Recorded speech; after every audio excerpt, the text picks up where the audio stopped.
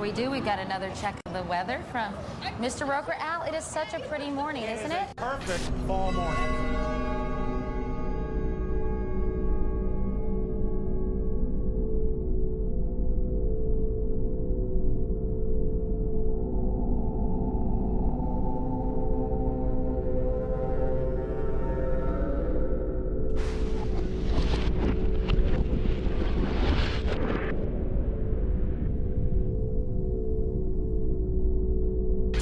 This is an NBC News special report. Here is Tom Brokaw. September 11th, the year 2001, a day unlike any other in the long course of American history, a terrorist act of war against this country.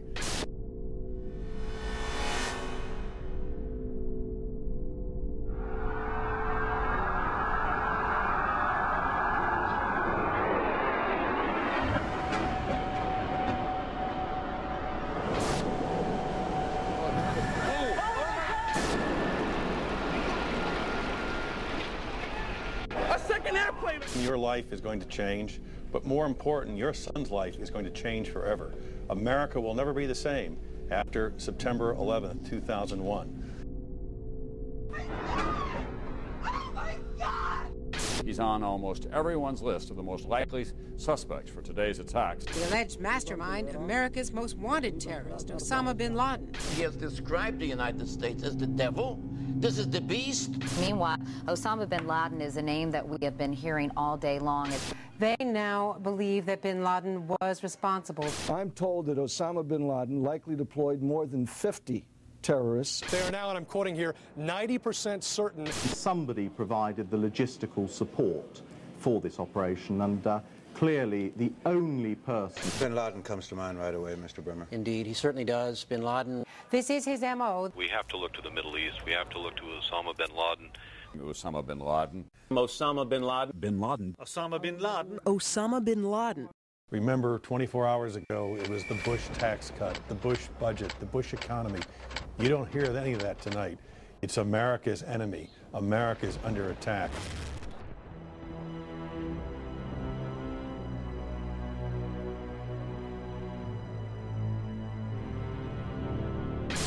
Within hours of the attacks on the Trade Center, there seemed to be one suspect, billionaire terrorist Osama bin Laden, and his band of ragtag extremists Al-Qaeda were to blame.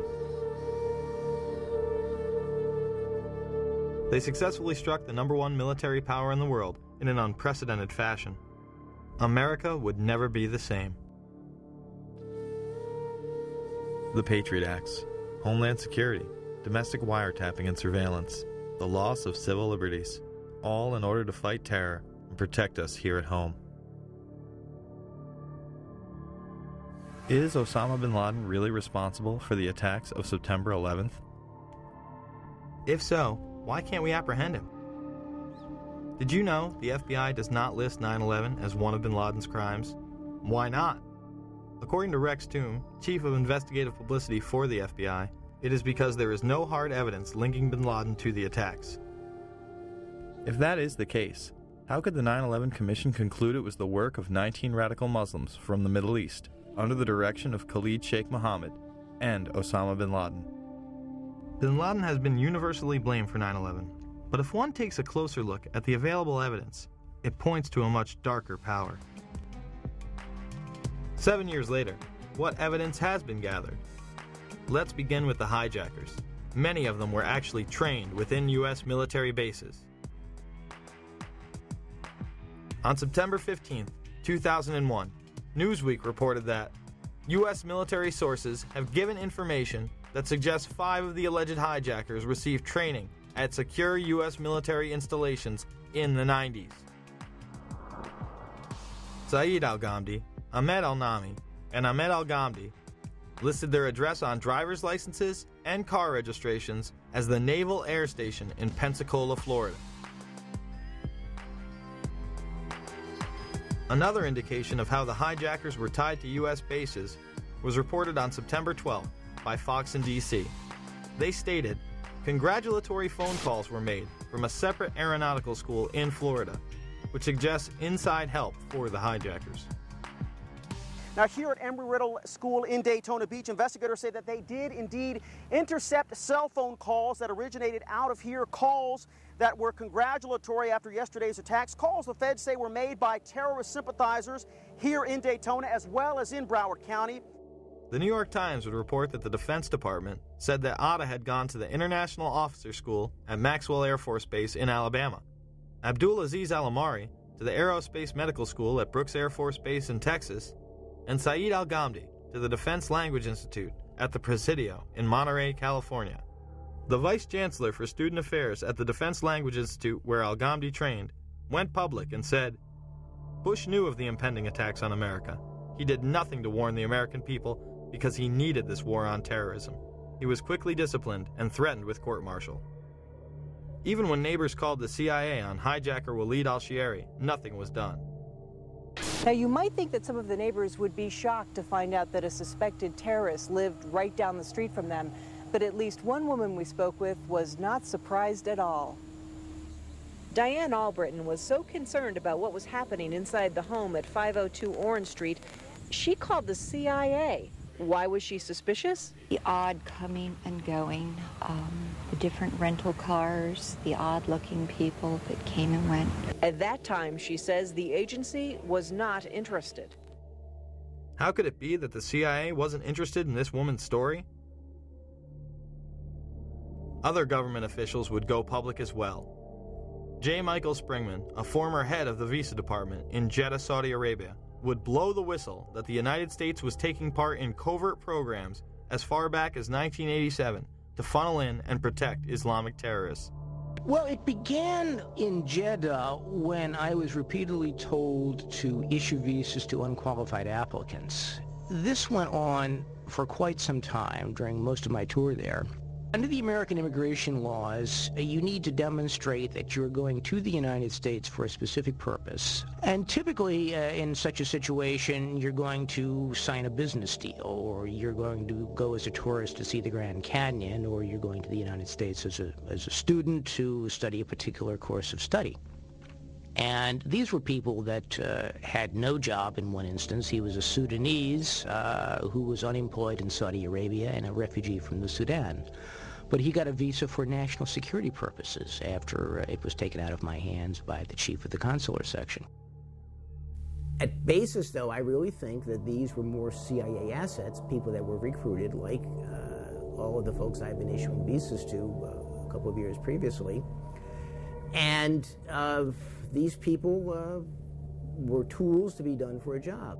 Well, the visas issued to the hijackers in Jeddah came about as a result of it being a CIA consulate. It was the 5th largest visa issuing post in the Middle East. It was pretty much a closed system, and they simply brought them through there, knowing that they would be protected by the agency, that people would get their visas, or if they didn't get the visas, they could be made to be given visas. Once I got back to the United States and was out of the Foreign Service, I ran across a couple of people with ties to the American government that told me another story, that the CIA was recruiting fighters for the Afghan war against the then Soviets, and that their asset, Osama bin Laden, was working with them. In the early 1980s, bin Laden worked with operatives from U.S. intelligence, the Pakistani military, and Arab states. They ran a wide-ranging covert network that recruited and financed Muslim fighters to battle the Soviet army. It is now known that Osama bin Laden was a CIA asset under the codename Tim Osman. Bin Laden would use this handle when he would visit the States. The relationship between bin Laden and the CIA was essentially he was one of their assets, one of the people they could turn to for help if they had questions. If they wanted somebody recruited, if they wanted somebody sent somewhere, if they wanted information, if they wanted something done, they went to bin Laden. Bin Laden isn't wanted by the FBI, and he was on a CIA payroll? Is he the brutal Islamic terrorist we have been led to believe, or a mere frontman? My question was, is it not true that the United States government paid $300 million to the bin Laden family for the construction of the military camps? At that point, then the person who was testifying had no choice but to admit, yes, that the money had gone to the bin Laden family for the construction of those military training facilities in Afghanistan. However, he added that none of that money went to bin Laden himself. Of course, it was a joke. Osama wasn't the only one working with U.S. intelligence. Hijackers also had ties to federal agencies. Alleged terrorists Khalid al-Mihdhar and Nawaf al-Zahami lived with and rented from an FBI informant. The New York Times stated on October 6, 2002, the Federal Bureau of Investigation had a confidential informer who rented rooms in California to 2 of the September 11th hijackers. But the Bureau is resisting a request from the Congressional Committee investigating the attacks to interview the informer and his FBI handler. Several members of the FBI had their investigations into terrorism impeded and shut down, especially when they got close to bin Laden. John O'Neill was the FBI counter-terror chief responsible for the investigation into Osama bin Laden. On August 22, 2001, after claims of a repeated obstruction of his investigations into Saudi funding, O'Neill left the FBI. This document is marked secret and WF, which means it walked its way out of the Washington Bureau of the FBI. It indicates that before the attack of September 11th, agents had wanted to question 2 members of a very powerful family for their connections to a suspected terrorist organization, Omar and Abdullah bin Laden. But the agents weren't allowed to. O'Neill went on to take a new post as head of World Trade Center security. He would move into his office days before 9/11 and be killed during the attacks. Yeah. I have 4 children. I've lost friends that John, my friend from the FBI was killed. I lost people too. We lost a lot of family members. What did John O'Neill do before he worked in the World Trade Center? John was in the Head of the FBI. FBI. He was tracking down Osama. He was tracking down Osama. Osama. Because the government didn't listen to him. The government didn't listen to him. The FBI, hold on, we want to call a car to car? The FBI fucked up. They knew about the flight training. Yes. That was a fuck up for having these people in our country. We all agree on something. And the important thing is you have to understand, I feel what you feel. I've lost friends there. I feel what you feel. That was our World Trade Center. That was our people that fucking died that day. At a time when bin Laden was the most wanted man in the world, why would intelligence agencies stop their own investigations, especially as they were closing in on him? Robert Wright and others within the FBI also had their investigations into terrorism stopped prior to 9/11. Since August of 1999, I've been working to legally expose the very real and foreseeable Middle Eastern terrorist threats to American citizens at home and abroad. From 1993 to 1999, I was assigned to the Chicago Division's Counterterrorism Task Force. The successful investigation, which was codenamed Vulgar Betrayal, V-U-L-G-A-R, Betrayal, led to the June 1998 seizure of $1.4 million of Middle Eastern terrorist funding. These funds were linked directly to Saudi businessman Yassin Qadi. On October 12, 2001, Yassin Qadi was designated by the United States government as a financial supporter of Osama bin Laden. Larry Klayman of Judicial Watch initially tried to help get Wright's story to the proper authorities. He wanted to come forward long before 9/11. We were taking those steps beginning last summer to do that. The FBI had 30 days to allow that to occur. They violated their own regulations. They covered it up. If you didn't hear me, I went specifically. I called the Attorney General's office just days after 9/11. I said, Dave Shippers and I represent a special agent of the FBI Chicago field office who has years of information about how the FBI did not do its job, did not in any way investigate in a meaningful way money laundering in the United States. You're now claiming you want to do this. I'd like to make them available to you, Attorney General Ashcroft. And I was met with a response by Michael Chertoff, head of the criminal division. We're tired of conspiracy theories. Michael Chertoff will later become the head of Homeland Security, the department set up to fight the war on terror after 9/11. Wright was also restricted from telling any specifics about their investigation. Robert Wright was then prevented from working on terror investigations. So what happened to Wright? He was demoted in and around the time period leading up to 9/11. He's working on innocuous, meaningless things. That's what he's doing. Yes. he's a paper pusher, is because these monies were going through some very powerful U.S. banks with some very powerful interests in the United States. These banks knew or had reason to know that these monies were laundered by terrorists, and there are very significant potential conflicts of interest in both the Clinton and Bush administration, and in particular this Bush administration, who is as tight with Saudi Arabia as you can get. The president's father used to stay with the bin Laden family when he would go to Saudi Arabia. Former President Bush spent the night in D.C. at the White House on September 10th. We've also learned at NBC that there was a President Bush in the White House during the morning of these events. His father, former President Bush, was actually at the White House the morning of the attack. The next day, elite financiers of the Carlyle Group would meet.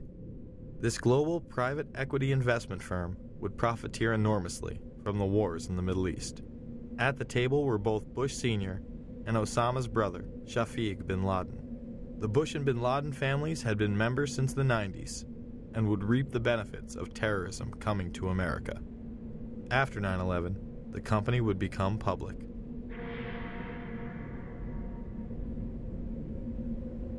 All I do agree with you is on one thing. Fucking Bush and Clinton with their relationship with Saudi fucking Arabia. Yes. I agree with you. They're kissing their asses like that. That's bullshit. Because they're sucked up and that family that took off, that's a fucking crime. The family Mr. Deedle is referring to is, of course, the bin Ladens. While all domestic flights were grounded, suspects closest to the supposed mastermind behind 9/11 were allowed to leave on chartered flights. Let's show you some video that was taken exclusively by News Channel 2 8 days after 9/11. That man there is Osama bin Laden's younger brother, Khalil, who had been here vacationing with other family members there on an estate that they owned in West Orange County.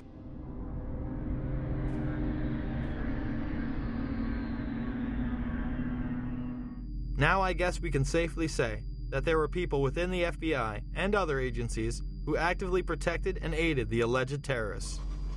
With all the resources available to U.S. intelligence, you would think that someone within would have detected something. Well, one did. The Black Operation Program Able Danger identified the hijackers prior to 9/11, but the FBI wasn't interested. Lieutenant Colonel Anthony Schaefer, an intelligence officer inside Able Danger, tried to blow the whistle several times. Was the commission that investigated the 9/11 attacks told that lead hijacker Mohammed Atta had been identified and as al-Qaeda operative more than a year before terrorists struck? I'm told confidently by the person who did move the material over that the 9/11 commission received 2 briefcase-size containers of documents. I can tell you for a fact that would not be 1/20th of the information that Able Danger consisted of during the time we spent. Schaefer would also meet with Philip Zelikow, the executive director of the 9/11 Commission. What did Schaefer tell Zelikow? And I'm quoting how I remember saying it. We found, as part of the data run, we found 2 of the 3 cells which conducted the 9/11 attacks to include Atta. Schaefer says his unit linked Atta to al-Qaeda leaders, but would not provide any specifics. As to what he did with the information he had, we attempted to, first off, use it operationally. The lawyer said you can't do that. They're considered U.S. persons. Therefore, at that point in time, we made a determination as a team that we should move this information to the FBI. But he says beginning in September 2000, 3 meetings he set up with the FBI were each canceled by military lawyers. Despite all of this, the 9/11 Commission would deny it any significance and not include it in the report. Leaving a project targeting al-Qaeda as a global threat a year before we're attacked by al-Qaeda is equivalent to having an investigation of Pearl Harbor and leaving somehow out the Japanese. Schaefer and his team tried to stop the hijackers prior to 9/11, but were blocked. Later, the military would begin a smear campaign against them in order to discredit their findings. A Pennsylvania congressman says there's a smear campaign going on inside the Pentagon, and he wants the defense chief to get to the bottom of it. Republican Congressman Kurt Weldon says Pentagon officials are trying to ruin one of their own who's gone public about a top-secret military intel unit. Lieutenant Colonel Tony Schaefer, who was the first member of Able Danger to go public, has now been told in writing by the Defense Intelligence Agency that he can't speak to members of Congress or their staff without prior approval.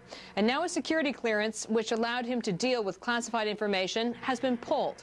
The congressman says Schaefer has been gagged, punished for speaking up.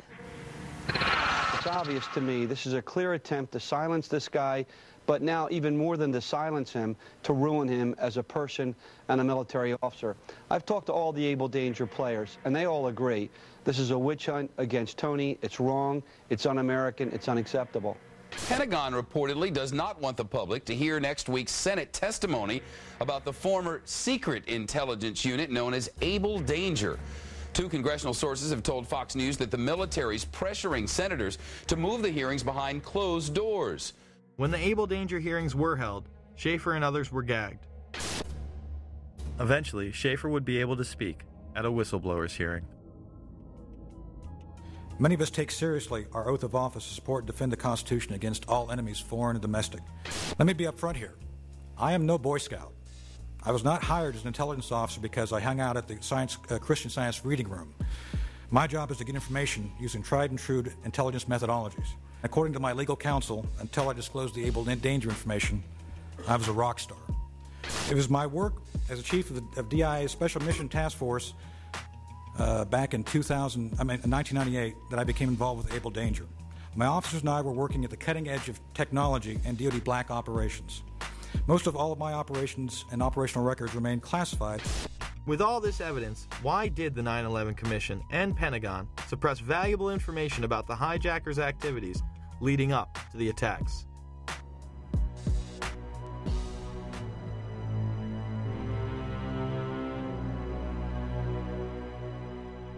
It was widely reported that men had been celebrating the attack after recording the first plane strike. They were not Al-Qaeda, but they were detained. I grabbed my binoculars and I could see the towers from my window. And this is where I'm looking. And all of a sudden, down there, I see this van parked.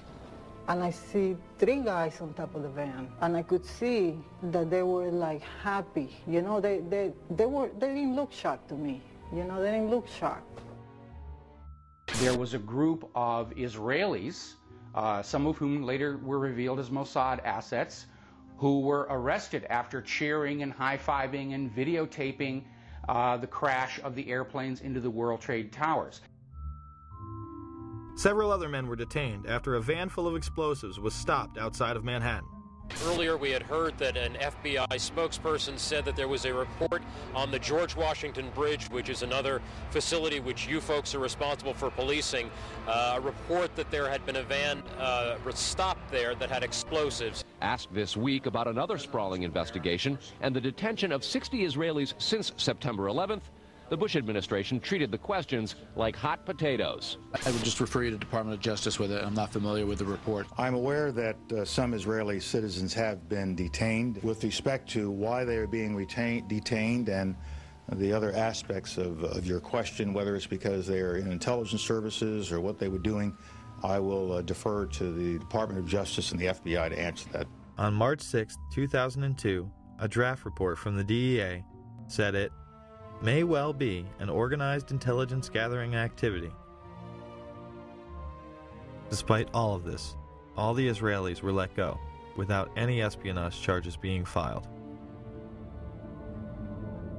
Fox News anchors Brit Hume and Carl Cameron would do a 4-part investigation into these allegations in December of 2001 and yield stunning results.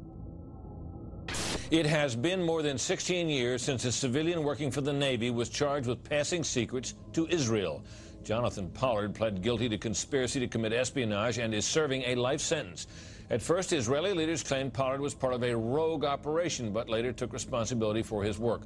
Now, Fox News has learned some U.S. investigators believe that there are Israelis again very much engaged in spying in and on the U.S.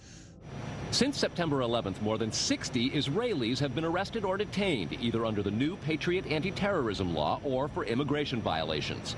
A handful of active Israeli military were among those detained, according to investigators, who say some of the detainees also failed polygraph questions when asked about alleged surveillance activities against and in the United States. Investigators suspect that the Israelis may have gathered intelligence about the attacks in advance and not shared it. A highly placed investigator said there are, quote, tie-ins, but when asked for details, he flatly refused to describe them, saying, quote, Evidence linking these Israelis to 911 is classified. I cannot tell you about evidence that has been gathered. It's classified information. Now, when the FBI investigated, it quickly unraveled to be the largest foreign spy ring ever uncovered inside the United States, the largest. Even the Soviet Union had not been spying on the United States as much as Israel has been doing. So the FBI started to round up these spies. They started to arrest them very quietly, and they were about halfway through this process of rounding up this spy ring when 9/11 happened. Numerous classified documents obtained by Fox News indicate that even prior to September 11th, as many as 140 other Israelis had been detained or arrested in a secretive and sprawling investigation into suspected espionage by Israelis in the United States. Investigators from numerous government agencies are part of a working group that's been compiling evidence since the mid-90s. These documents detail hundreds of incidents in cities and towns across the country that investigators say, quote, may well be an organized intelligence gathering activity. The first part of the investigation focuses on Israelis who say they are art students from the University of Jerusalem and Bezalel Academy. Documents say they, quote, targeted and penetrated military bases, the DEA, FBI, and dozens of other government facilities, and even secret offices and unlisted private homes of law enforcement and intelligence personnel. The majority of those questioned, quote, stated they served in military intelligence, electronic surveillance intercept, and/or explosive ordnance units. Why would Israelis spy in and on the U.S.? A General Accounting Office investigation referred to Israel as Country A and said, quote, according to a U.S. intelligence agency, the government of Country A conducts the most aggressive espionage operation against the U.S. of any U.S. ally. The document concludes, quote, Israel possesses the resources and technical capability to achieve its collection objectives. What about this question of advanced knowledge of what was going to happen on 9/11? How clear are investigators that some Israeli agents may have known something? Well, it's very explosive information, obviously, and there's a great deal of evidence that they say they have collected. None of it necessarily conclusive. It's more when they put it all together. A bigger question, they say, is how could they not have known? Almost a direct quote, Britt. It is now apparent that this intelligence ring was inside the U.S., had prior knowledge of 9/11, and had a classified role in 9/11, which officials refused to discuss. It was also able to penetrate U.S. intelligence agencies and secret offices, yet all were released. The men who were detained due to the report they were taping the first plane crash and then celebrating and joking about it actually went on television and admitted it was their job to record the attack.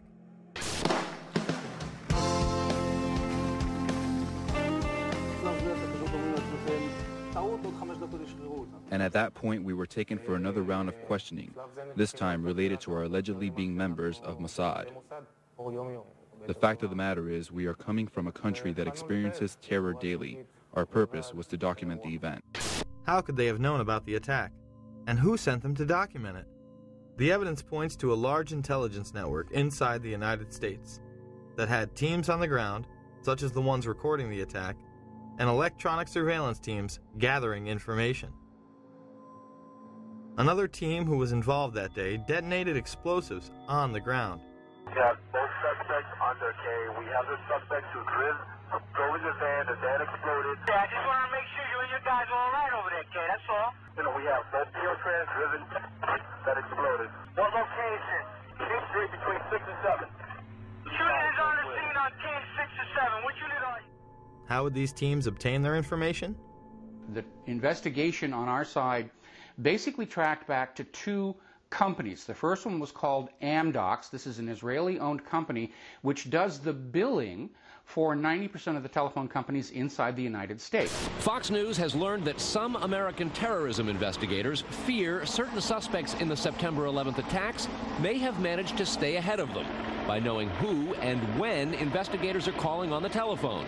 How? By obtaining and analyzing data that's generated every time someone in the U.S. makes a phone call. One sitting in city, please. Here's how the system works. Most directory assistance calls and virtually all call records and billing in the U.S. are done for the phone companies by Amdocs Limited, an Israeli-based private telecommunications company.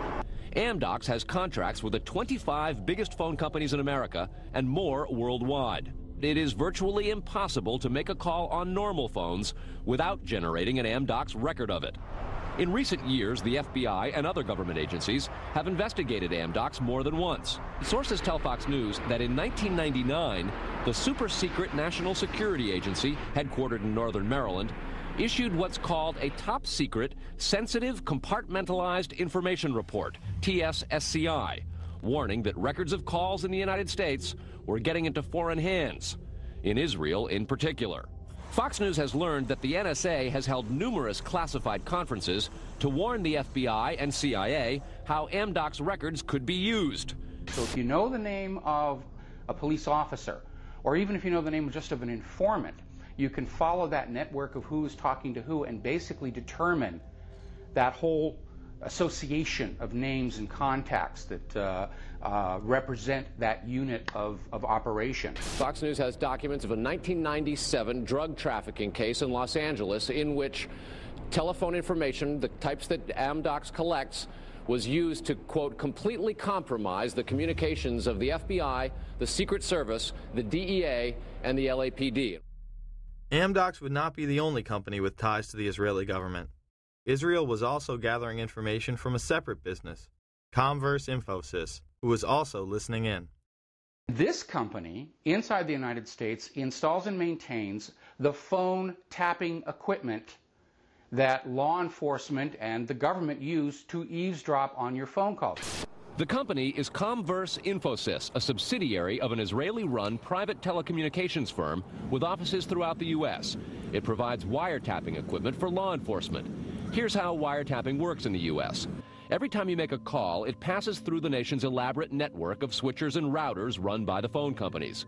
Custom computers and software made by companies like Comverse are tied into that network to intercept, record, and store the wiretapped calls, and at the same time transmit them to investigators. We know we just had this FISA bill go through that granted immunity to the telecom companies. It was Comverse Infosystem that was setting up all these special rooms and all the switching centers where the law enforcement or the government or whoever could simply push a button and listen to your phone call. Gone are the days of the little alligator clips and wires needed to eavesdrop on a phone call. They can sit in a room anywhere in America, touch a few buttons, and listen to your phone call. But the complaint about this system is that the wiretap computer programs made by Comverse have in effect a back door through which wiretaps themselves can be intercepted by unauthorized parties. Adding to the suspicions is the fact that in Israel, Comverse works closely with the Israeli government and under special programs gets reimbursed for up to 50% of its research and development costs by the Israeli Ministry of Industry and Trade. But investigators within the DEA, INS, and FBI have all told Fox News that to pursue or even suggest Israeli spying through Comverse is considered career suicide. And sources say that while various FBI inquiries into Comverse have been conducted over the years, they've been halted before the actual equipment has ever been thoroughly tested for leaks. More to the point, agents within the U.S. government have been told point blank that to even suggest Israeli spying or an Israel link to 9/11 is career suicide. It's been described as the third rail of American politics. If you touch it, you die. You never get to come back again. It's all over. It's the black pit where you can never go. But there is a bitter turf war internally at FBI. It is the FBI's office in Quantico, Virginia, that has jurisdiction over awarding contracts and buying intercept equipment. And for years, they've thrown much of the business to Comverse. A handful of former U.S. law enforcement officials involved in awarding Comverse government contracts over the years now work for the company. Numerous sources say some of those individuals were asked to leave government service under what knowledgeable sources call troublesome circumstances that remain under administrative review within the Justice Department.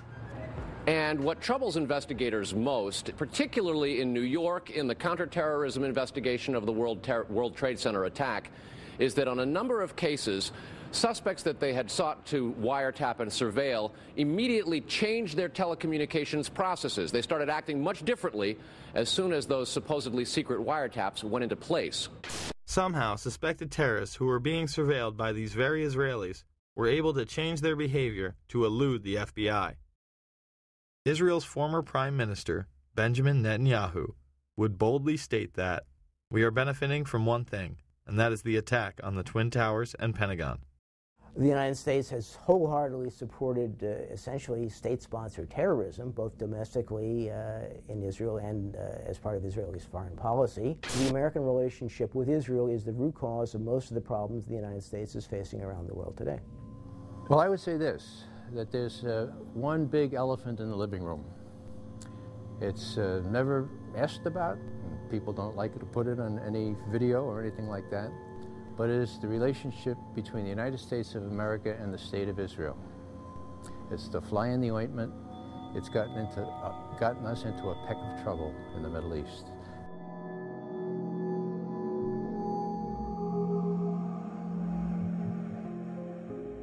Confirmation of these allegations against Israel would finally come in January of 2008, when the Times Online would tell FBI whistleblower Sibel Edmonds' story.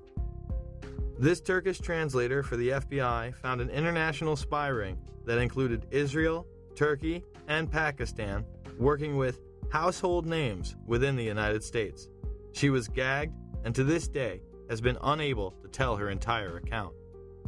Edmonds stated that one high-level official was aiding foreign operatives against U.S. interests by passing them highly classified information, not only from the State Department, but also from the Pentagon, in exchange for money, position, and political objectives. The article stated that the Turks and Israelis had planted moles in military and academic institutions which handled nuclear technology. The Pakistani operation was led by General Mahmoud Ahmed, then the ISI chief. Intelligence analysts say that the members of the ISI were close to al-Qaeda before and after 9/11. Ahmed was accused of sanctioning a $100,000 wire payment to Mohammed Atta, one of the 9/11 hijackers, immediately before the attacks. Oddly enough, General Ahmed would be in Washington, D.C., meeting with George Tenet, the current director of the CIA, and others, in the weeks before the attacks. In fact, on the morning of 9/11 itself, he would be having breakfast with Senator Bob Graham and Porter Goss. These two men would co-chair the initial congressional investigation, and Goss would later become the head of the CIA. I was trying to make the point that Ahmed didn't hide the fact, when we met with him in Pakistan and when he was in Washington, that he was close to the Taliban, that was his job, to be close to the Taliban. Graham would go on PBS and have this to say. I was surprised at the evidence that there were foreign governments involved in facilitating the activities of at least some of the terrorists in the United States. I am stunned that we have not done a better job of pursuing that to determine if other terrorists received similar support, and even more important, if the infrastructure of a foreign government assisting terrorists still exists. Most of that information is classified, I think overly classified. I believe the American people should know the extent of the challenge that we face in terms of foreign government involvement. In that report, 27 pages would be completely redacted. And do you think that will ever become public? Which countries are talking about? It'll become public at some point when it's turned over to the archives, but that's 20 or 30 years from now. We need to have this information now. Are you suggesting that you are convinced that there was a state sponsor behind 9/11? I think there is very compelling evidence that at least some of the terrorists were assisted, not just in financing, although that was part of it, by a sovereign foreign government. The day after the attacks, it was apparent that some people within the government were aware of the Pakistani funding of al-Qaeda. Secretary Powell, one country you didn't mention was Pakistan, and I understand that your deputy has spoken with the ambassador to Pakistan. Deputy Secretary Armitage did meet with Pakistani officials today. It would be useful to point out to the Pakistani leadership at every level how helpful they might be if we find a basis to act upon that information. Senator Joe Biden, who had also met with the head of the Pakistani ISI, would have harsh words on the Senate floor. And the word should go out to those who pretend that they wish to be our friends, that they're going to have to make some very difficult choices. Pakistan in particular is going to have to make a very difficult choice very soon. Words will not be sufficient. Actions will be demanded. When Biden was confronted, he confirmed his meeting with Ahmed, saying Pakistani intelligence was indeed funding the Taliban. Sir, on the question, in the days following 9/11, you met with the head of Pakistani ISI, General Muhammad Ahmed. It has since come to light that he ordered Saeed Sheikh to wire $100,000 to Muhammad Atta. Why was he allowed to go back to Pakistan, and why wasn't he questioned, and why were you meeting with him? I met with him to deliver a message that if he didn't stop supporting the Taliban, we would take him out. Why did we let him go? We let him fly freely. We never investigated him. We never even looked into him. Look, there's a thing called diplomatic passports. We did not arrest Khrushchev when he came. But he financed the hijackers, and you let him go, and he's free. He hijacked the hijackers. No one knew he financed the hijackers. It's wired. It's reported. He would later state that the information was indeed classified. How did you know the ISI was helping the Taliban, sir? How did you know they're helping them? Is it classified? Pakistan was set up as the silent funding arm of the hijackers. They were used as a launching base for the occupation of Afghanistan. To review, we have just learned that many of the hijackers had ties to U.S. military installations, the FBI, and the CIA. That both Israel and Pakistan have classified roles in 9/11 to this day, and the man who co-chaired the initial investigation into 9/11 stated this information would be classified for at least 20 to 30 years. Virtually none of this information was in the 9/11 Commission report. Instead, you are expected to believe that Osama bin Laden carried out the attacks alone. Yet 2 wars and 7 years later, he's still on the loose. The bipartisan commission was full of insiders who whitewashed the events of that day to the point it was comical. 5 years after the horrors of 9/11, there's a new way to look at those unforgettable images. Through color, caricature, and captions, comic book veterans Ernie Colon and Sid Jacobson have brought to life the 9/11 Commission Report. It took a year and a half to distill 600 pages down to less than 150. When you hear about the idea of the 9/11 Commission Report as essentially a comic book, your first reaction is, what are you, crazy? It's accurate. I mean, the graphic version is accurate. That's what happened. Thomas Keane was the co-chair of the commission with Lee Hamilton. They would write a book together called Without Precedent. In it, he would claim that NORAD and the Pentagon did not tell the truth, and that indictments were considered. If the report itself wasn't accurate, how could the comic book be? Thomas Keane is now traveling the country in order to instruct teachers on how to teach 9/11 to their young, impressionable minds. The 9/11 Commission was such a cover-up that Max Cleland, an appointed member, went off on Wolf Blitzer. A deal announced yesterday between the White House and the commission investigating the September 11th attacks is proving to be rather controversial. Under the agreement, only certain members of the commission will be allowed to review classified documents from the White House, and their notes will be subject to administration review. Today, some relatives of people who were killed in the attacks criticized the agreement, and our next guest, who's a member of the commission, claimed the deal is disgusting. Former Georgia Senator Max Cleland, a Democrat, joins me here. Well, you've used the word deal 3 times. I don't think the 9/11 Commission ought to be making deals with our own government under the responsibility we have from the Congress and our responsibility to the American people to get all the facts, and let all the commissioners look at those facts. Now, we've had to subpoena the FAA for those documents. We've had to subpoena NORAD for those documents. I'm in favor of subpoenaing the White House for the documents we need so that all the commissioners can get to see all the documents that we need. That's the only way we can face the American people and the families and say we have done a thorough investigation independently of the White House and the entire executive branch. The president has said only a minority of the commission can see a minority of the documents, and then they have to clear what they're going to say to the rest of the commission with the White House. If you're one of those 4 that gets to see these documents, would that change your opinion? No. They don't want any more eyeballs to see their documents than they can possibly get away with. It's a scam. It's absolutely disgusting. Cleland would later resign. Well, they have something to cover up, and the 9/11 Commission, of course, was a master cover-up. We know that. The question is what it was covering up. I don't believe the reports on September 11th put out by the 9/11 Commission or by Congress. I've seen one put out by the 9/11 Commission, and it was basically hundreds of pages of nothing. It was very generic. It was very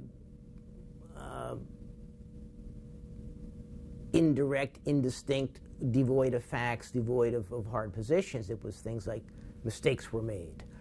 We need to improve human intelligence. This is nothing. I mean, it's like, yes, I stand for truth, justice, and the American way, but it was vapid. It was a waste of time and money, but gives the impression that, oh yes, the government is doing something, the government is studying the issue. Well, what makes me really disappointed, and that's an understatement, is that Congress's role is oversight.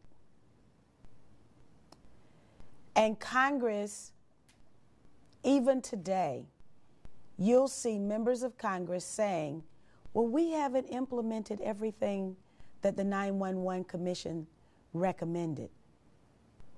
And the 9/11 commissioners have said that the administration obstructed them, lied to them.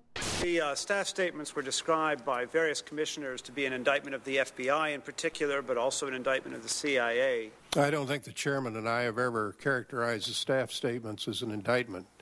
It's possible others have done that. We have not. And Tom and I have heard repeated praises from people in your business, in the media business, thanking us for the quality of those statements. I would second that, and by the way, I never, ever would correct the Vice Chairman, but I'm afraid I did characterize one of those statements as an indictment. So how can you start with a document that you know is false and take that to the American people as a document by which Congress's accomplishments should be measured? Dennis Kucinich would present 35 articles of impeachment against the Bush administration in June of 2008. He would stand before the House for almost 3 hours before reading the last few articles, which were regarding 9/11. He alleged that the administration had not acted on specific warnings prior to 9/11, that they had attempted to cover this information up, and they had tried to stop any commission from being organized in regards to investigating the attack. Article 33.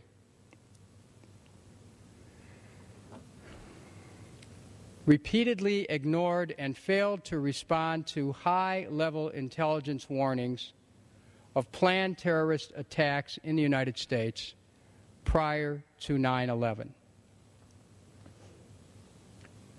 In his conduct while President of the United States, George W. Bush, in violation of his constitutional oath to faithfully execute the office of President of the United States, and to the best of his ability, preserve, protect, and defend the Constitution of the United States, and in violation of his constitutional duty under Article 2, Section 3 of the Constitution, to take care that the laws be faithfully executed, has both personally and acting through his agents and subordinates, together with the Vice President, failed in his constitutional duties to take proper steps to protect the nation prior to September 11th, 2001.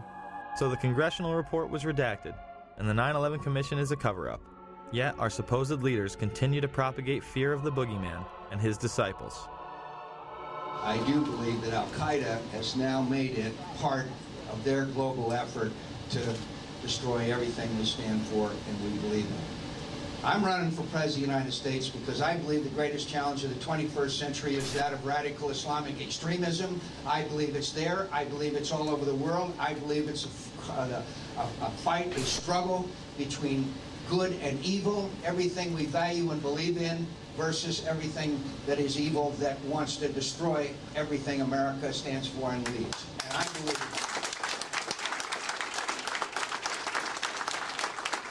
it was an Osama bin Laden job with 19 people from Saudi Arabia.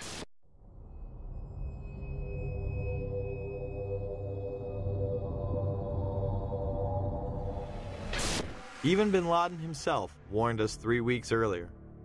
Osama bin Laden warned 3 weeks ago that he would attack American interest in an unprecedented attack, a very big one. There was a report, you'll recall, that the Mossad, the Israeli intelligence agency, did indeed send representatives to the U.S. to warn, just before 9/11, that a major terrorist attack was imminent. Prior to 9/11, it was widely reported that hijacked planes could be used as weapons. By Youssef's group and bin Laden's group to undertake a suicide mission. Murad narrated to us about a plan by the Ramsey cell in the continental U.S. to hijack a commercial plane and ram it to the CIA headquarters in Langley, Virginia, and also the Pentagon.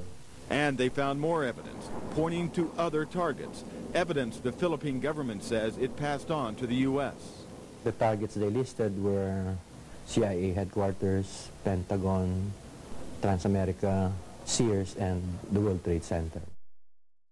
President Bush even received the Phoenix memo, stating bin Laden was determined to strike in the U.S. in August, right before the attacks. The president was aware that bin Laden, of course, as previous administrations has been well known, that bin Laden was determined to strike the United States. In fact, the label on the president's, the PDB, was bin Laden determined to strike the United States. On August 6, 2001, President Bush was presented a President's Daily Brief article titled, "Bin Laden Determined to Strike in U.S." The lead sentence of that President's Daily Brief indicated that bin Laden and his followers wanted to follow the example of World Trade Center bomber Ramzi Youssef and bring the fighting to America. The article cited a more sensational threat, reporting that bin Laden wanted to hijack a U.S. aircraft. The President's Daily Brief item included information from the FBI indicating patterns of suspicious activity in this country, consistent with preparations for hijackings. The president broke his silence today about the revelations earlier this week that he had been briefed before September 11th about a possible al-Qaeda hijacking plot. The comments took place in the White House South Lawn setting where the press could not ask questions. While he was honoring the Air Force football team, his comments diverted to what has become topic A in Washington. You know what's interesting about Washington? It's a town, unfortunately, it's the kind of place where second guessing has become second nature.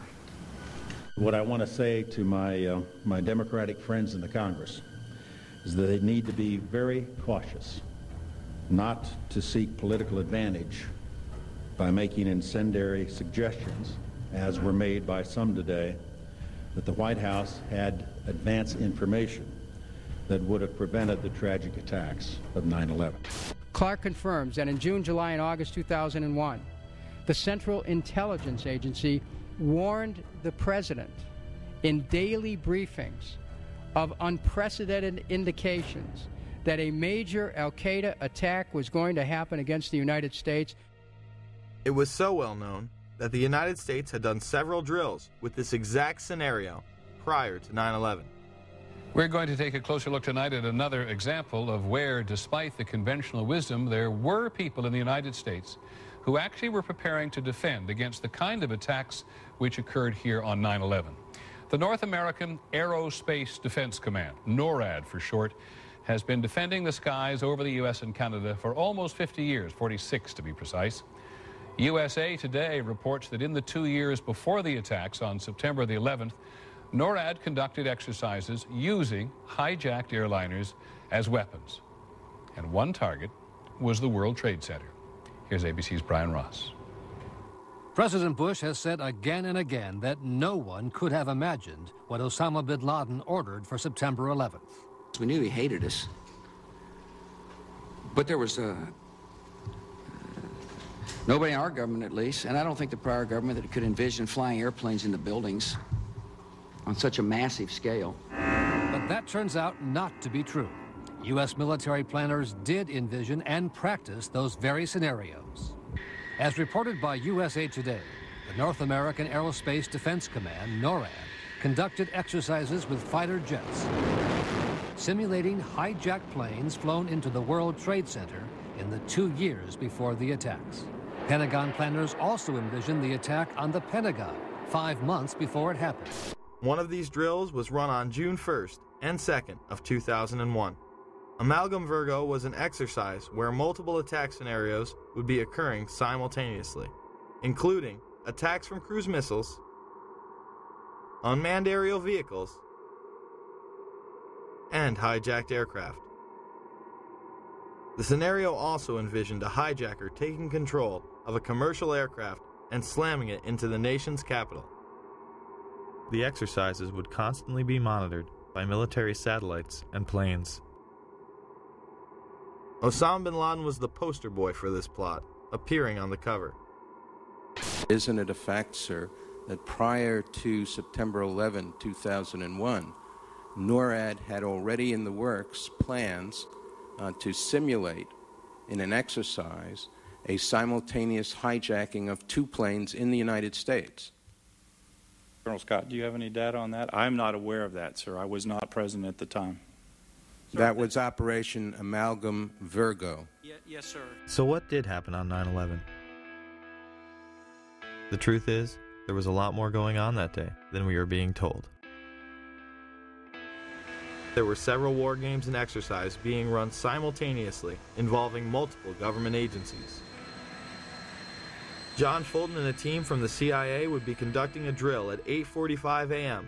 out of the National Reconnaissance Office in Chantilly, Virginia, in which a plane is crashed into a building. Other drills would literally cripple our defensive and investigative abilities on that morning. But this very interesting information, Katie, Matt, and Tom, from the FBI, they have been operating a massive exercise from their hostage rescue unit. All of their top teams, about 50 personnel, helicopters, equipment, were in Monterey, California for the last 2 days, scheduled to fly back today commercially. So all of those people are out of place. It's fair to say, according to sources that we've talked to here at NBC, that the FBI rescue operations and other FBI operations are really in chaos right now because they can't reach their officials in New York. All of their phone lines are down, and now you've got all of their special experts on this stuck in Monterey, California, trying to get a military flight back because there are no longer commercial flights. So they are seriously out of pocket, and there is a real breakdown of the FBI anti-terror coordination team, which is, of course, the principal team that would lead any effort. I actually found myself in Montana with 50 state emergency managers, the director of FEMA, his top staff at the National Emergency Management Association conference. Number of emergency managers from New York State, from Pennsylvania, from Virginia, Maryland, the district, most in New England, made the flight on a C-130 last night. It was one of the only flights across the country, a military aircraft. Northern Vigilance would redirect fighter jets out of the northeastern sector to patrol Canada and Alaska. Vigilant Guardian and Vigilant Warrior were exercises involving hijacked aircraft that would go in and out of radar. These would appear real to those involved. We fought many phantoms that day. We got many aircraft calls inbound that morning that turned out to be phantoms. During that time frame, we had multiple aircraft called hijacked all over the country. These exercises would not cease until after United 93 was brought down and the attacks were over. Open line. Surveillance, Sergeant Richmond. Sergeant Richmond, Sergeant Light from Cheyenne Mountain Test Control. How are you? I'm doing fine. Okay, I need you to terminate all exercise inputs coming to Cheyenne Mountain at this time. Copy. And stay on loop until I verify that or the connectivity is disconnected on the exercise side only. Okay, no, do not do any more inputs on the exercise side and stand by. I got Cheyenne Mountain on the line. Terminating all exercise inputs. So, Grover, in case you didn't know, there's exercise. Oh, yes. In fact, more hijackings were thought to be taking place. And on the radar scope, And it's not just a video game.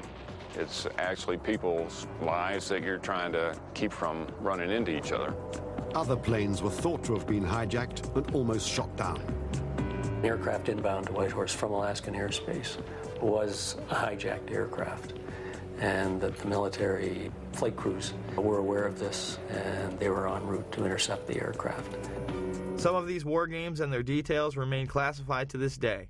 So is it any wonder that Donald Rumsfeld gave these warnings to military personnel the day after the attacks? Finally, I'd like to say a word or two to the men and women in the defense establishment, most of whom deal with classified information. When people deal with intelligence information and make it available to people who are not cleared for that classified information, the effect is to reduce the chances that the United States government has to track down and deal with the people who have perpetrated the attacks on the United States and killed so many Americans. Later in the day, weapons are found planted on several other planes. A U.S. official says of the hijackings, these look like inside jobs. Sources tell Time that U.S. officials are investigating whether the hijackers had accomplices deep inside the airport's secure areas. And then there's the story of Flight 23. As bad as things were on Tuesday, there is a possibility that they could have been even worse. There was some kind of an altercation involving 3 men described by a Port Authority of New York and New Jersey police source as Middle Eastern in appearance. They attracted the suspicions of the gate staff boarding that flight. They had already gotten on the plane. They're asked to leave the aircraft. They refuse to get off. The airline, following its normal procedures, according to this police source, calls the police, which immediately dispatch an emergency service team. So now you have a squad of heavily armed officers that are coming toward the airplane. And when they get there, the men have vanished. The gate staff can't find them. It matches with the type of flights, the transcontinental flights that were hijacked in the other 4 instances. Another disturbing fact, if indeed there was an altercation and these men felt they had a case to make and were being treated unfairly, you can't imagine they would have disappeared from the airport. They would have stayed around and pled their case with the police. It is extraordinarily unusual to have an airline, after it has boarded passengers, be so suspicious that it's going to ask these customers to get off the airplane. We got a phone call from a law enforcement officer who was on vacation, was in the United Airlines terminal at the time. As soon as he approached, they walked out of the terminal, and he looked over. He described them as Middle Eastern in both appearance and dress. Not sure what that means, but that was his description. He said when they left the terminal through the glass doors, he saw them meet a 3rd man, and they then left. Inside the bags, officials found Al-Qaeda instruction sheets, but false identification prevented investigators from ever locating the bag's true owners.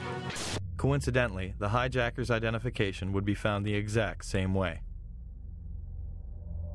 There have also been reports of luggage that did not make the plane connection that appears to be tied to one of the alleged perpetrators, and this is being reported by the Boston Globe, and contained within the luggage were supposed to be Arabic language flight training manuals as well as videotapes pertaining to operating an aircraft.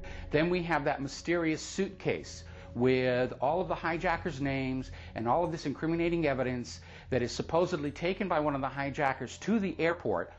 Why, if they are planning on a suicide attack, would they even bother to pack a suitcase? Or if they're just packing a suitcase to look like they're checking luggage, just throw clothes in there.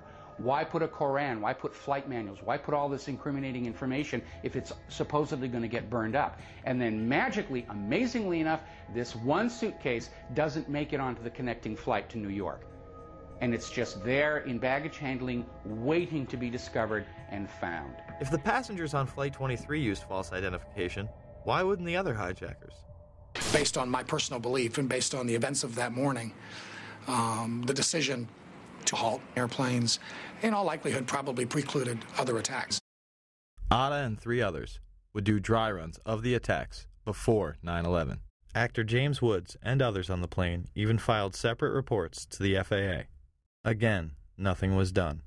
I was on a flight. Without going into the details of what made me suspicious of these four men, although it would have been blatantly obvious to the most casual observer, I took it upon myself to go to the flight attendant and ask to speak to the pilot of the plane. The first officer came out. I reported to him that I felt that the four men, and I said, can you look over my shoulder and see who I'm talking about? And he said, yeah. I said, I think they're going to hijack this plane. I mean, everything they're doing, and I explained to him these details, which I've been asked to keep private until whatever jurisdiction, whatever trials may take place. Their behavior was such that I felt they were going to hijack the plane. I found out later that not only did he make a report, but the flight attendant also made a report of my suspicions to the FAA. My friend Scott said to me, remember that flight you took in August? I said, yeah, I've been thinking about it all day. He said, well, maybe you should call the FBI. And I said, I'm sure they're being inundated, but I thought it over, and I called the local office. 6:45 the next morning, I get a phone call that actually wakes me up, and he said, we want to talk to you about the flight that you took in August. I said, oh, did the manifest match of any of the flights yesterday and my flight? He said, well, we can't tell you that. I said, well, look, I'll get ready, and I'll come down to the federal building. He said, we're outside your house. We'll just wait for you. Wow, 7:15. So this is 6:45 in the morning. I said, and this is the only funny part of any of this, I said, how did you know where I lived? And there was a pause. He said, we're the FBI. We're the FBI, thank you. So they came in, and I said, look, I'm dying to know, were these the guys? And he said, well, we've had 36,000 tips in one day, and there's two of us, and we're going to be at your house all this morning, so you can do the math, but we can't tell you, So since then, I have identified for sure two of them as two of the terrorists who actually were not on Flight 11, but one was on Flight 175 and one was on Flight 77. And I've been told unofficially, not by the FBI, but by someone else in actually a higher level of government, believe it or not, just through a coincidence, through a mutual friend, that all four of them were terrorists involved. As I explained to the FBI, they said, what was your first instinct? And aside from certain things like four guys getting on a transcontinental flight without any hand luggage, they said to me, what did you think these guys were? I said, well, I thought they were either four law enforcement officers or four terrorists, in that they had that thing that guys who are undercover or on a mission have between each other. Just more evidence that the hijackers had intelligence ties.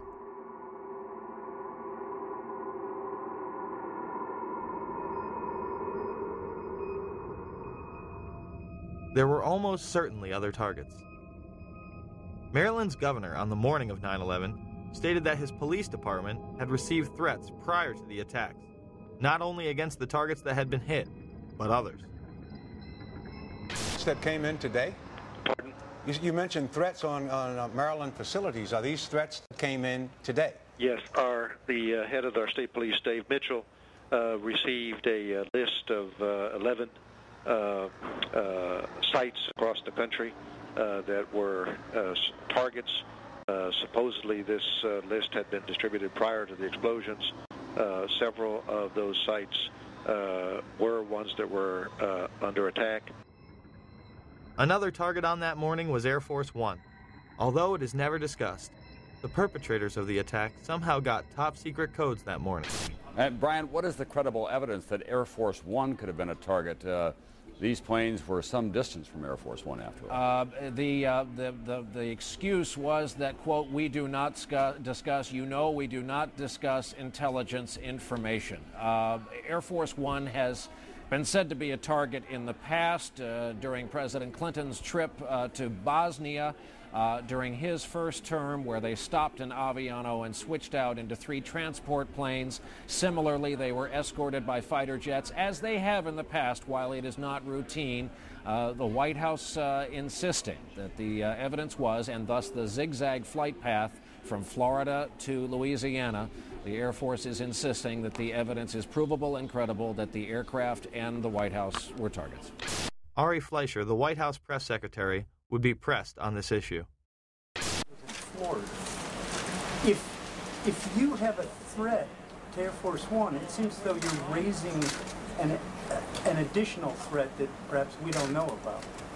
I'm sorry? Raising an additional threat? Involving one of those planes, four planes, Ari, is that where the credible threat, or can you say, are we talking about something totally different? You're asking me, in essence, what the source of information is. And I think the American people... How have we accounted for those 4 planes and what their targets were? Is there, which by deduction, you would assume there is something else that we're talking about targeting Air Force One. There Can was. you make that assumption? I'm not going to lead you any further as to speculating about what was the nature of the threat to Air Force One. But as I indicated, and I'll say it again, it was real, it was credible. Planes that we have accounted for. I'm just not going to speculate about the nature of it. On September 20th, 2001, WorldNet Daily would report much more regarding the threat. The terrorist message threatening Air Force One was transmitted in that day's top-secret White House code words. As the clock ticked away, the Secret Service reached a frightening conclusion. The terrorists had obtained the White House code and a whole set of top-secret signals. This made it possible for a hostile force to pinpoint the exact position of Air Force One, its destination, and its classified procedures. In fact, the hijackers were picking up and deciphering the presidential plane's incoming and outgoing transmissions. In the week after the attacks in New York and Washington, more hair-raising facts emerged.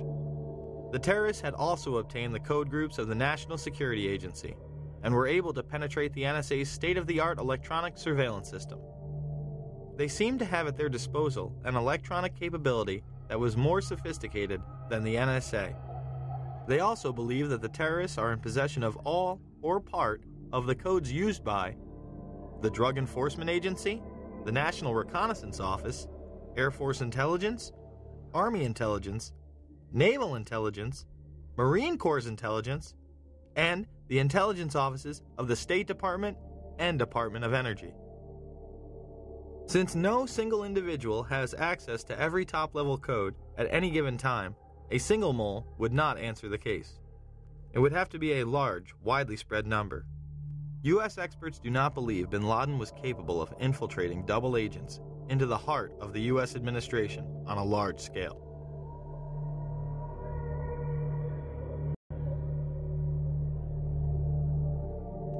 It shouldn't come as a surprise that Global Guardian, a mass Armageddon drill, was in full swing.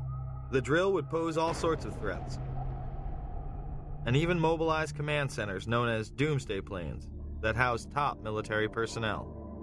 Although originally scheduled for late October, it was moved up unexpectedly. One of these doomsday planes was on the scene of the Pentagon strike.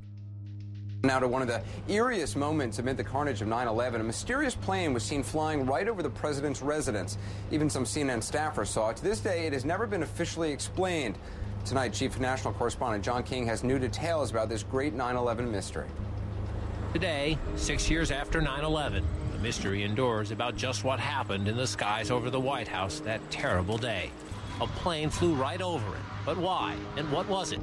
It appeared overhead just before 10 a.m., a four-engine jet banking slowly in the nation's most off-limits airspace. About 10 minutes ago, there was a white jet circling overhead. Now, you generally don't see planes in the area over the White House. That is restricted airspace. Two government sources familiar with the incident tell CNN it was a military aircraft and say the details are classified. This comparison of the CNN video and an official Air Force photo suggests the mystery plane is among the military's most sensitive aircraft, an Air Force E-4B. Note the flag on the tail, the stripe around the fuselage, and the telltale bubble just behind the 747 cockpit area. The E-4B is a state-of-the-art flying command post, built and equipped for one reason: to keep the government running no matter what, even in the event of a nuclear war. The reason it was nicknamed the Doomsday Plane during the Cold War. They exercise this type of thing all of the time, and they simply don't talk about it. So it doesn't surprise me that they are very closed-mouthed about it. Ask the Pentagon, and it insists this is not a military aircraft, and there is no mention of it in the official report of the 9/11 Commission. But 6 years later, the Pentagon, the Secret Service, and the FAA all say they, at least for public consumption, have no explanation of the giant plane over the president's house, just as the smoke began to rise across the river at the Pentagon. There is also footage of another white mystery plane in the restricted airspace over New York City before the second attack. And as the second plane strikes the World Trade Center.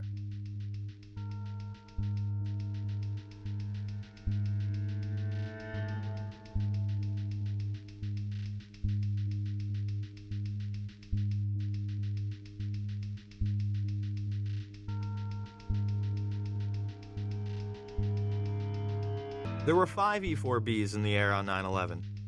They are part of the continuity of government plans in case of an emergency. This program was launched in the early 80s, headed by none other than George Herbert Walker Bush. Was being made to consolidate continuity of government programs across several major departments of the government under one office, which turned out later to be called the National Program Office. As I understood it, this office fell under the jurisdiction of the Office of the Vice President. Then Vice President George Bush was the first in charge. On 9/11, this program was put into effect. This next one happens a lot these days. It seems like a story that is both reassuring and scary at the same time. This morning we learned that the Vice President wasn't the only one sent to an undisclosed location on September 11th, that an entire backup government was and is still there and may be there for as long as anyone now at least can imagine. Traveling in Iowa, the president for the first time discussed a secret ongoing operation designed to keep the federal government running if Washington is paralyzed by a terrorist strike. I still take the threats that we receive from al-Qaeda killers and terrorists very seriously. The operation was first reported by the Washington Post and confirmed to CNN by several administration officials. The shadow or bunker government involves roughly 100 senior staffers from every cabinet department and major government agency. Operates primarily out of 2 secret bunkers in the eastern United States, and is charged with running the executive branch if communication with Washington is severed. The secret plan took shape in the minutes and hours after the September 11th strikes, as Mr. Bush took a cautious route back to Washington. And now, nearly 6 months later, administration officials are scrambling to get more telephone lines and high-tech computers into these secret bunkers. And at least one member of the Bush cabinet is being kept out of Washington at all times, under heavy security, just in case this so-called shadow government is activated and needs a leader. Despite it being on television and in numerous papers, most people continue to deny that a shadow government even exists. Now, what if I told you that Dick Cheney was the reported head of this group on the day of 9/11? President Bush cracked jokes about it at a prime rib dinner. The vice president has been moving among secret locations to provide continuity of government. A year ago, Dick was running the country, Bush said. Today, he lives out of a little suitcase. Cheney has been part of the succession program since its inception. To reduce the possibility of decapitation, the National Program Office was directed to create a new program to assure the continuity of government. It was known as the Presidential Successor Support System, or PSQ. Dick Cheney, Edwin Meese, Tip O'Neill, and Dick Thornburg all have been in the line of succession by virtue of their offices. But our sources say the NPO gave them additional responsibilities under the new system. Cheney would arrive at the emergency center before the Pentagon was attacked. Shortly after 9:30 a.m., the president's national security team is in the Situation Room, a secure communications center in the basement of the West Wing. Vice President Dick Cheney is there, along with National Security Advisor Condoleezza Rice. I arrived at the PIOC at about 9:20 a.m. I was made aware of it during the time that the airplane coming in to the Pentagon. There was a young man who would come in and say to the vice president, the plane is 50 miles out. The plane is 30 miles out. And when it got down to the plane is 10 miles out, the young man also said to the vice president, do the orders still stand? And the vice president turned and whipped his neck around and said, of course the orders still stand. Have you heard anything to the contrary? The flight that came into the Pentagon. Yeah. When you arrived at 9:20, how much longer was it before you overheard the conversation between the young man and the vice president saying, does the order still stand? It's probably about 5 or 6 minutes. So about 9:25 or 9:26. The 9/11 Commission would cover this up by saying Cheney did not arrive in the emergency operating center until more than 15 minutes after the Pentagon strike. Many of the same people involved in the shadow government benefited the most from the war on terror.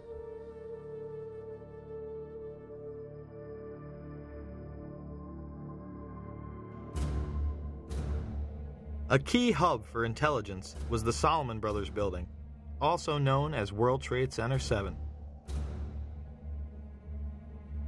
This was a massive 47-story skyscraper that would have dominated most city skylines. At 5:20 in the afternoon, it would collapse into its own footprint. It also happened to be New York City's #1 spook house and operational center.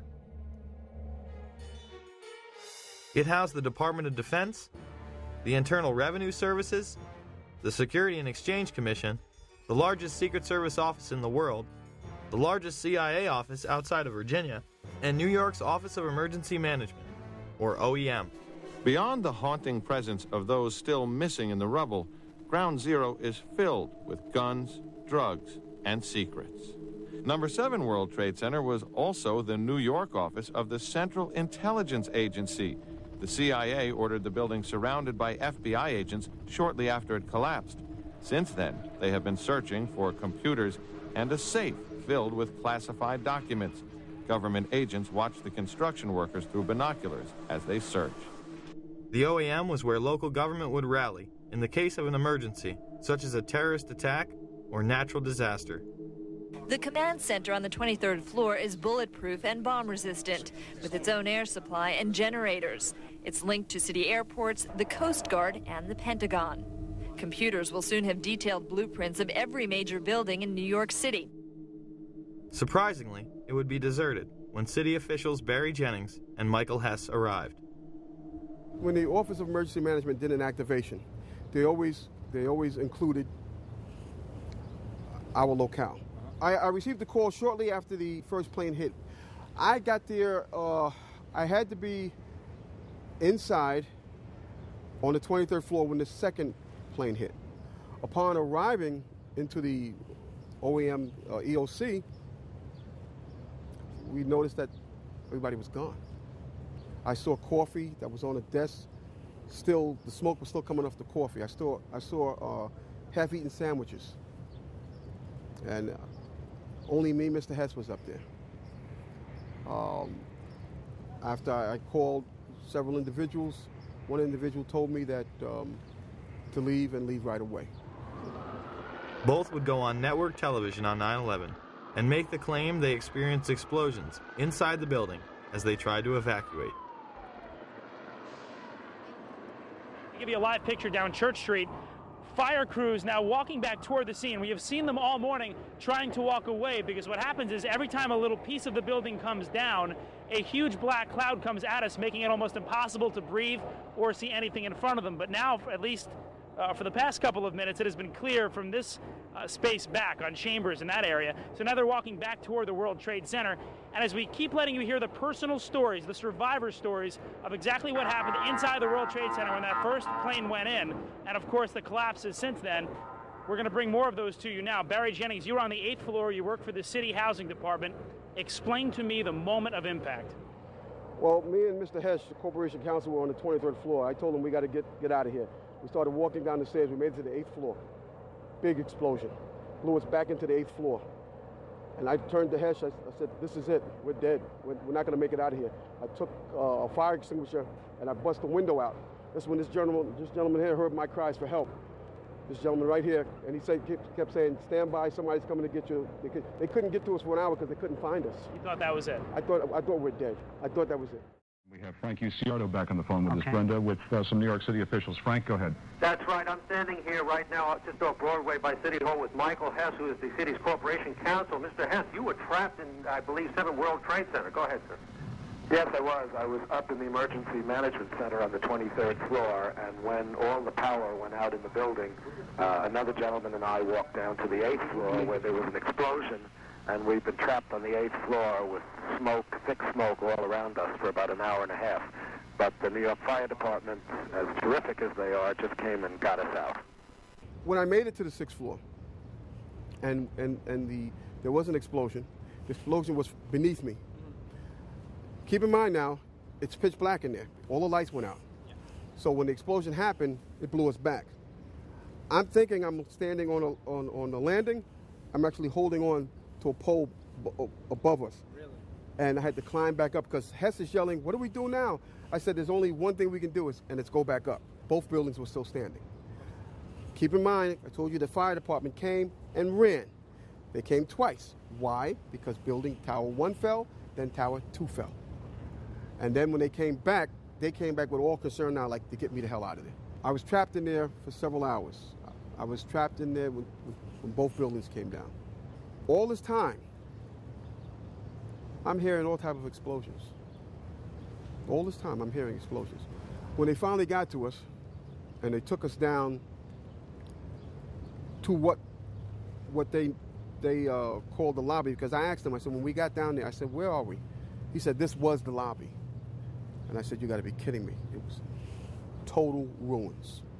Total ruins. Now, keep in mind, when I came in there, the lobby had nice escalators. It was a huge lobby. And for me to see what I saw, it was unbelievable. And the firefighter that took us down kept saying, "Do not look down." And I kept saying, "Why?" He said, "Do not look down." And we were stepping over people. And you know you can feel when you're stepping over people. This building would fall into its own footprint at 5:20 in the afternoon at nearly free-fall speed. Almost 7 years later, there has still been no official reason given, but some have given the false impression that damage caused by the collapse of the Twin Towers brought 7 down. Despite the fact that no other surrounding buildings acted in this manner.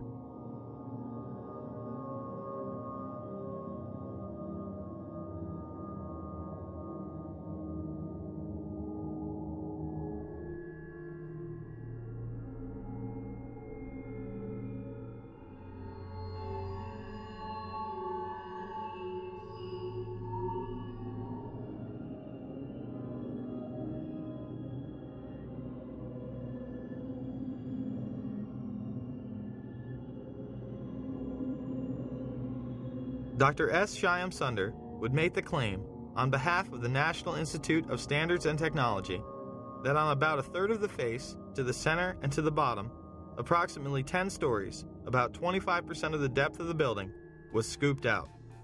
Here is the south face of World Trade Center 7. Does it look like 1/4 of the building is gone?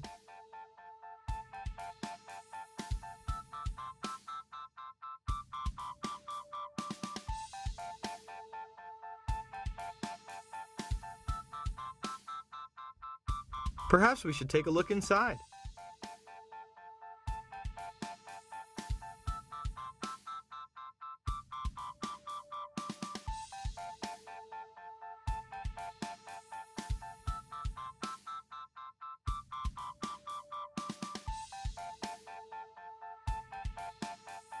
It appears it is not scooped out after all.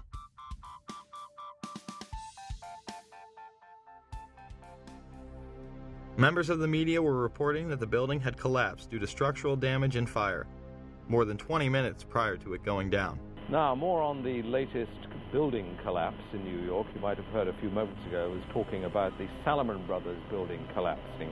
And indeed it has. Apparently that's only a few hundred yards away from where the World Trade Center towers were. And it seems that this was not a result of a new attack. It was because the building had been weakened during this morning's attacks. We'll probably find out more now about that from our correspondent, Jane Stanley. Jane, what more can you tell us about the Salomon Brothers building and its collapse?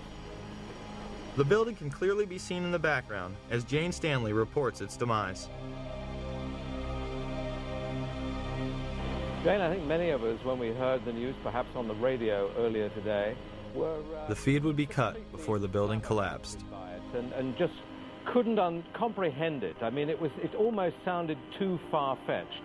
I was wondering what it felt like for you being in Manhattan. Well, unfortunately, I think we've lost the line with Jane Stanley. They called me down. I think it was part of the 9/11 Commission. They asked me the same questions that you guys are asking me. And at that point, they said, "Okay, thank you." And they sent me on my way. And yeah, you told them pretty much everything you just told us. Yes. You were in the building, got rocked by an explosion. Yes. All that. Yes. And you know that they didn't mention Building 7 once in the commission report. I told them that's where I was. It was very, to tell you, it was very scary because they looked like very important people. Yeah. That were questioning me about certain things. I don't know if they like the answers I gave. I could care less. I gave my account of it, the truth, and that was it. That day I'll never forget. And the explanations that were given to me is totally unacceptable. Totally unacceptable. I'm just confused about one thing, and one thing only. Why World Trade Center 7 went down in the first place. I'm very confused about that. I know what I heard. I heard explosions. The explanation I got was it was the fuel oil tank. I'm an old boiler guy. If it was a fuel oil tank, it would have been one side of the building.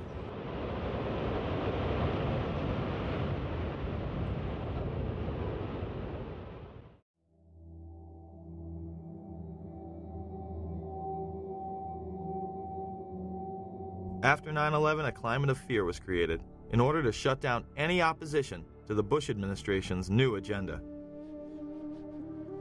A week after 9/11, anthrax began appearing in the mail.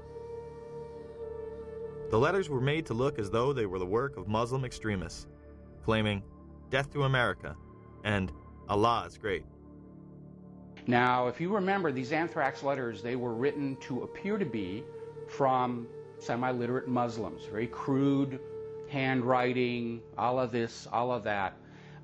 They really do look more like movie prop letters than real letters. The targets were government buildings, media outlets such as CBS, NBC, the New York Post, and politicians such as Senator Daschle and Leahy, two members of the opposition party. When the FBI tested the anthrax, it was highly refined and weaponized. Colin Powell would go on CNN and deny these allegations. No, I think we've had a lot of stories over the past 4 or 5 days. First it was weaponized anthrax, then it was highly refined, and then when it was analyzed, it was discovered it was none of the above. The anthrax used in the attacks was identical to that of the Ames strain, which led the investigation to Fort Detrick.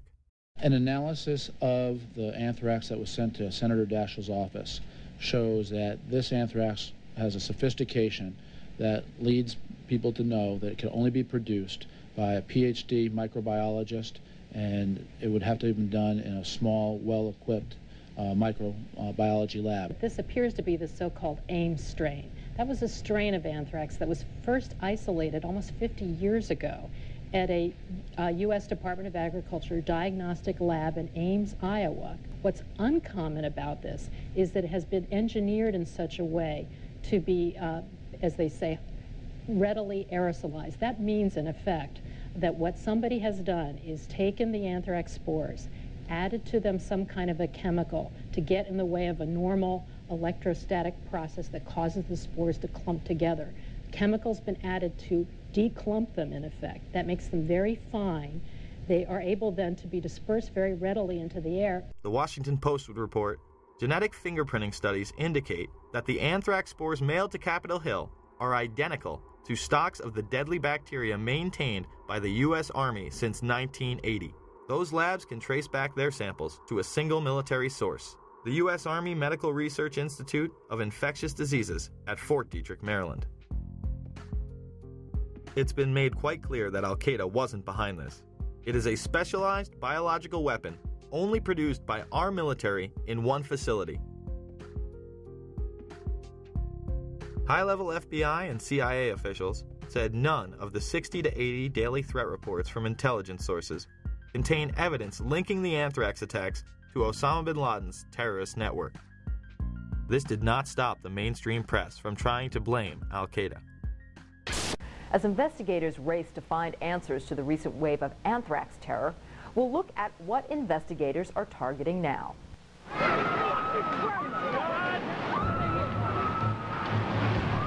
Since September 11th, Americans have been put on alert. This is so terrible. Investigators are trying to ward off more attacks by dissecting the terrorist plan for September 11th, looking for patterns, methods, associates that could reveal what else terrorists had in mind. It was not something smuggled in from Iraq. It was not something smuggled in from any Middle Eastern country. It was U.S. government ultrafine granulated weaponized anthrax spores. There was another story that the media absolutely would not touch, the story of Dr. Philip Zach. And it goes back to the U.S. government lab where the anthrax was stored. It was reported that official U.S. government documents in the anthrax investigation showed that Dr. Zach had entered the laboratory where the anthrax used in the letters was kept without proper authorization after having lost his job. Somehow the Bush administration would have the foresight to be on Cipro 6 weeks prior to the attacks. How convenient. An attack traced back to U.S. government facilities, and the president and his staff happen to be taking the antidote before it's even in the mail. Judicial Watch would file suit against the administration for its actions. Well, this is another good example of how certain people consider themselves to be above the rest of us. On September 11th, I think it'll come as a shock to a lot of people, but it's been reported by the New York Times and other major news organizations and confirmed by the White House. The President's office and Vice President's office went on Cipro, the antibiotic that was used to combat anthrax. The White House went on Cipro. It must have known that either an attack was underway or was imminent. It shows you that some people in this country are less than equal and are not treated like the political elites.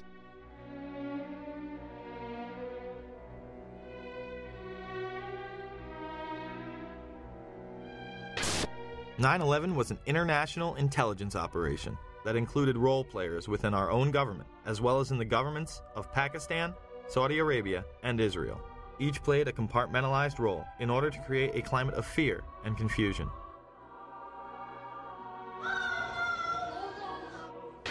This, combined with the evacuation of government offices, kept any type of dissent off the radar. It was a time when Americans felt they needed to rally around their leaders, and they did. I can hear you! And the people who knock these buildings down will hear all of us soon. God bless America! USA! USA! USA! The power structure used that unity to pass nightmarish legislation, beginning with the Patriot Act, which was written before 9/11.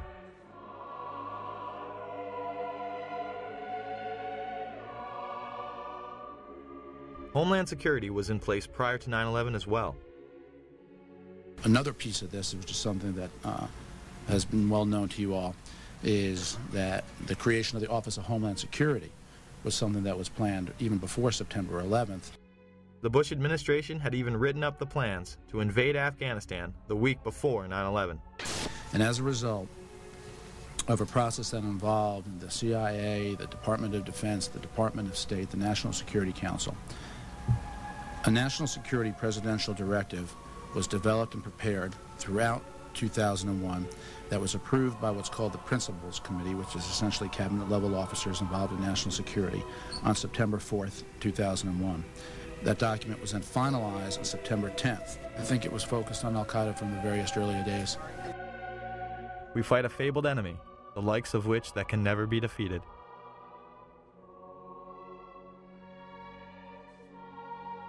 The terrorists attacked us and killed 3,000 of our citizens before we started the freedom agenda in the Middle East. They were... What did Iraq have to do with what? The attack on the World Trade Center. Nothing. While an international intelligence cartel wages psychological warfare against we the people on behalf of the global elite.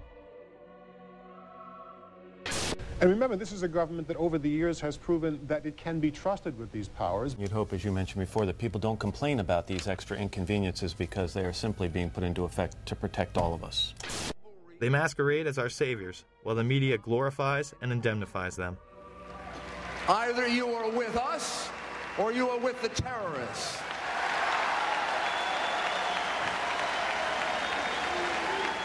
Don't let anyone tell you otherwise.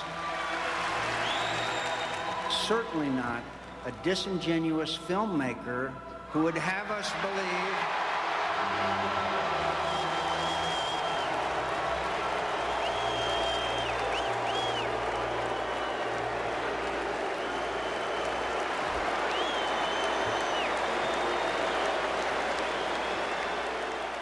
The time has come not for a revolution, but a restoration of our Constitution, our Bill of Rights, but most of all, our morality as a people.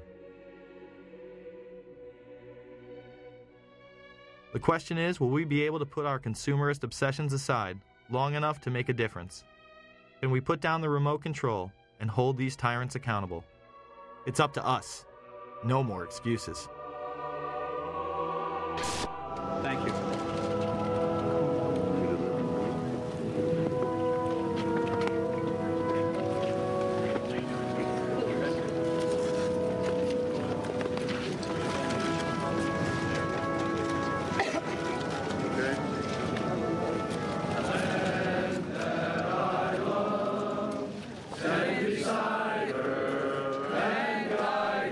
This is wild.